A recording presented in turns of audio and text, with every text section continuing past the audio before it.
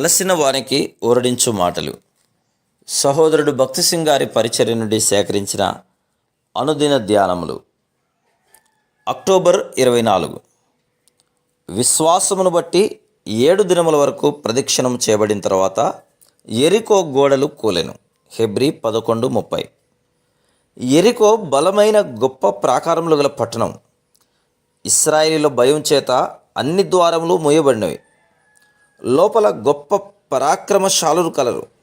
ఆ గొప్ప బలమైన ప్రాకారములే ఎవరినైనాను భయపెట్టేటివిగా ఉన్నవి. కానీ ఇశ్రాయేలు విషయంలో అలాగున కాదు. ప్రభువు ముందుగానే యెరికోను దాని రాజును పరాక్రమము గల శూరులను నీ చేతికి అప్పగించుచున్నానని వారికి వాగ్దానం చేశాను. యెహోషువ 6:2. కనుక వారు యెరికో దగ్గరకు రాకముందే విజయము తమదే అను బలమైన నమ్మకమును కలిగి ఉండిరి. యెరికో రాజు, పరాక్రమం గల అతని మనుషులు సాతానును వాని దూతలను చూపించుచున్నారు. మనము దురాత్మల సమూహములతో పోరాడవలెను. ఎఫెసీ 6:12. కానీ మన ప్రభువైన యేసుక్రీస్తు ముందుగానే సాతానును ఓడించి వారిని సిగ్గుపరచెను. కొలస్సీ 2:15. మన పక్షమున ఆయన జయమును పొందెను కనుక సాతాను యొక్క ప్రతి దాడిపై విశ్వాసముతో ఆయన విజయమును మనం కోరుకునవచ్చును. దేవుడు కోరిన ఎడల యెరికోను తన దూతల ద్వారా నాశనం చేయవచ్చును. కానీ ఆయన ఇశ్రాయేలీయులను తన సహపని వారుగా ఉండుటకు కోరుకొనెను.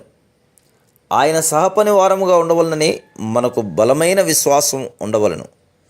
ఆ కారణం చేత ఇశ్రాయేలీయులు దేవుని వాగ్దానములందు నమ్మకముంచి అనుమానము ఏ ప్రశ్న లేకుండా ఆయన ఆజ్ఞలకు లోబడవలను.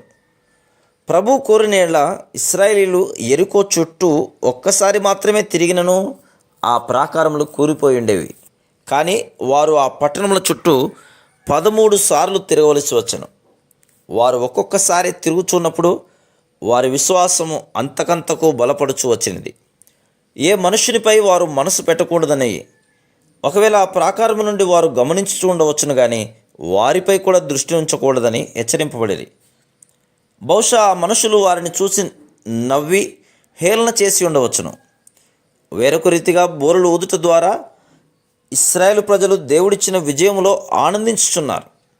వారి నేత్రములు ఆ పట్టణం వైపు మరియు ఆ పట్టణంలో నివసించు వారి వైపు నుండి మరలించబడి ప్రభువు వైపే స్థిరపరచబడినవి.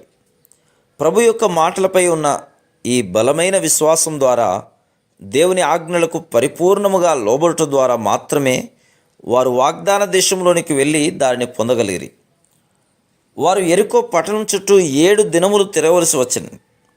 ఇది విశ్వాసికి బలమైన విశ్వాసమును ఇచ్చుటకు అతని జీవితంలో అనుమతించబడిన అగ్ని వంటి శ్రమలను సూచించున్నది.